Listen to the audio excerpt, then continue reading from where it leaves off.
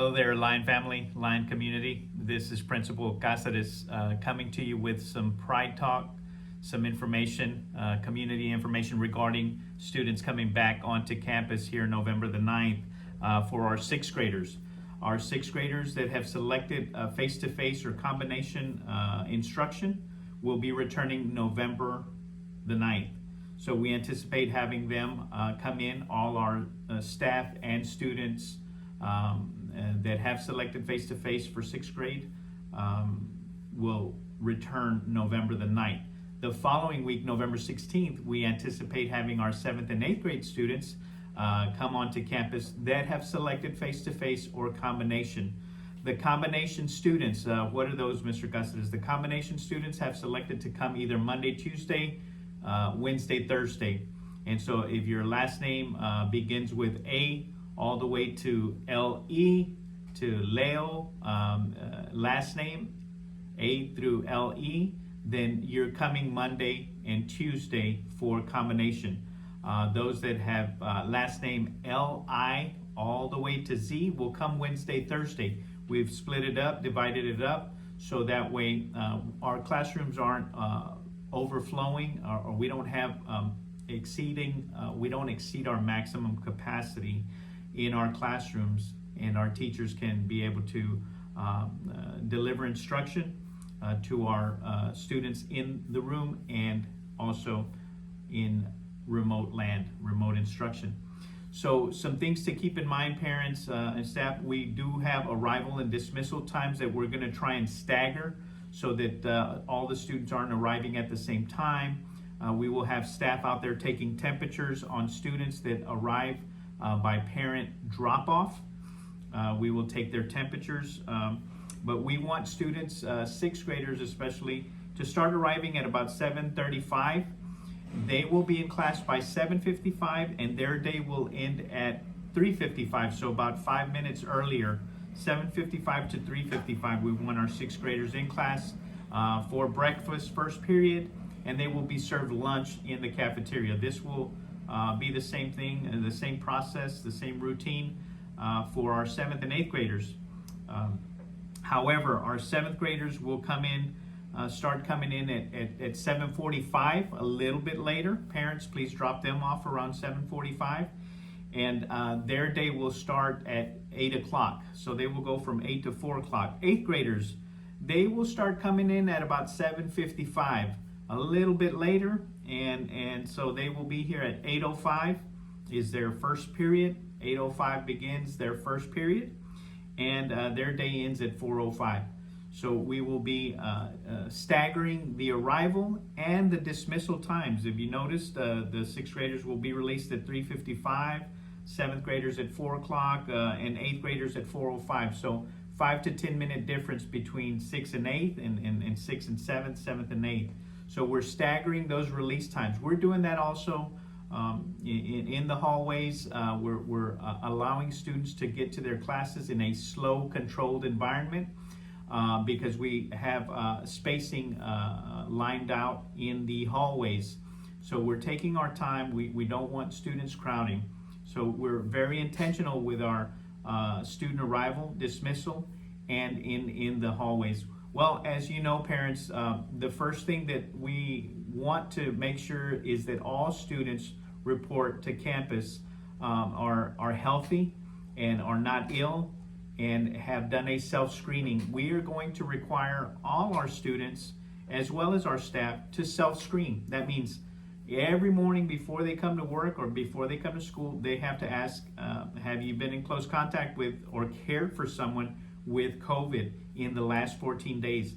Have you experienced any flu-like symptoms like cough, congestion, runny nose, sore throat, fevers, muscle aches, pains, headaches, difficulty breathing, loss of taste or smell? So you're going to have to self-screen in the morning and ask yourself these questions. Have you had a fever of 100 degrees or higher today or in the past 14 days?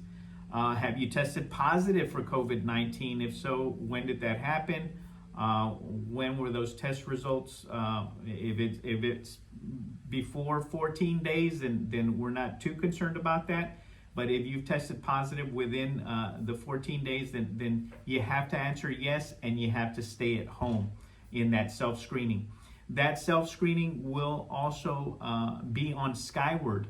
So you'll be able to do it at home, and the child will be able to post it to Skyward, and we'll know whether the child did the self-screening at home. Because here on campus, all we'll be doing is taking temperatures to make sure that the children are not arriving with a temperature or they're not ill. Please, parents, help us with that. We do not want to call you back after you've sent your child to tell you that you've got to pick them up because they are running a temperature or that they are ill. Students will be sent home if they are ill, if they're not feeling well, if they come down with an illness. The recommended course of action is, of course, for them to go home and seek further evaluation from a physician. So self-screening is huge, needs to be done at home, and parents, you're the gateway keeper of that. You decide whether you're going to send your child to school or not, but we're asking you to please make sure you do not send them ill, to do the screening and make sure they're good to go. We also want to let you know that students need to come with their Chromebooks charged, just the way they've been working at home. They need to come to school ready to work out of their Chromebooks. They have to have them charged and ready every day. They also need to bring water bottles. They need to bring a water container. We will not have water fountains available. We will have water fill stations, but those won't come in until a little bit later down the road. So we're asking students to bring their own water bottle, and they can fill it up during the day as they go through their classes. They will be able to go from class to class. They will be able to see their teachers, and we're so excited about that. We're gonna continue to also teach them not only the 3 W's: wash your hands, wear your mask, and watch your distance. Make sure you maintain social distance. We're going to educate our students on proper hand washing, hygiene, because that's so important. So one of the first things we'll be doing at the beginning is demonstrating and showing videos to our kids. They're on our website, on the Leon website, on proper hand washing techniques. We've installed sinks at the beginning of the 6th grade hallway, at the beginning of the 8th grade hallway, and of course in the restrooms where students can wash their hands. We also have hand sanitizing stations in the classroom where the students go in and they sanitize their hands. Students are also going to be expected to help us clean off their desks when they leave the classroom. We have a sanitizing agent, alcohol-based, much like the one we put on our hands, where we will spray on the desks, and we will clean those off so that the students that come into the next classroom will be ready to go, and the desk will be clean for them, and they don't have to worry about that. So the instruction that's going to take place in the classrooms, parents, you may have questions about that. Teachers will have students in front of them, and they'll have students still at home, remote learning. So they're going to have 2 types of students that they're teaching to. So they will continue with synchronous and asynchronous instruction. Synchronous means face-to-face with the ones in the classroom and the ones at home. Asynchronous means they're going to continue with the students that are at home not having that face-to-face instruction. The students that are with us that are having asynchronous instruction will be supported by the teacher who is in the classroom in case they have questions about the assignments that they had before on the day of synchronous instruction. So just to let you know that we will continue with that, and students do have to check in through their Google Classroom, through their Google code, through their Google attendance form. They will have to make sure that they go in there to get counted present for attendance. Remember, we're concerned as a campus not only on them getting into their classes and checking in and doing the daily check-in activity, making sure they get counted and credit for attendance, but they also have to do the assignments that the teachers have for them related to math, science, social studies, and all the other classes, the content that they need to learn in order to do well in STAR. So that's the information that I have. I know it's a lot of information, but again, the big thing, parents, I want you to know is that we're here, we're ready to receive our 6th graders November 9th, and then our 7th and 8th graders will come along with the 6th graders November 16th. We will begin with all our students that have chosen face-to-face and combination instruction beginning November 9th with the 6th grade, November 16th with 6th, 7th, and 8th. So we appreciate all the work that y'all have been doing at home, parents, to assist your child. We respect your decision in whether you're keeping your child at home and or whether you're sending them to school. We respect those decisions because those are very personal to your family. So we're here to serve you. Just want to let you know, if you have chosen to come face to face, you can choose to go back to remote at any time.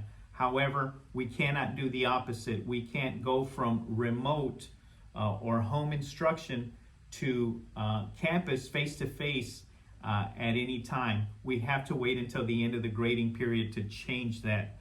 If you have any questions about it, please call us, please let us know. And of course, as always, if there is some extenuating circumstance or a reason why you absolutely have to change from remote to face-to-face, we're here to try and assist you as best we can. We just don't want parents changing and then the classroom sizes are increasing and they can't hold all the students in there. Students will have to go to another room when we exceed the maximum capacity. If students are just coming whenever they want, that's going to cause an issue in the classrooms. We will have an overflow issue, and we will have to put students in another room with a proctor, with another individual, as far as a person that is not their teacher of record, due to the size of the classroom being exceeded. So we ask you to help us with that, parents. Like we said, we can work with you, but work with us and continue being a partner like you have been.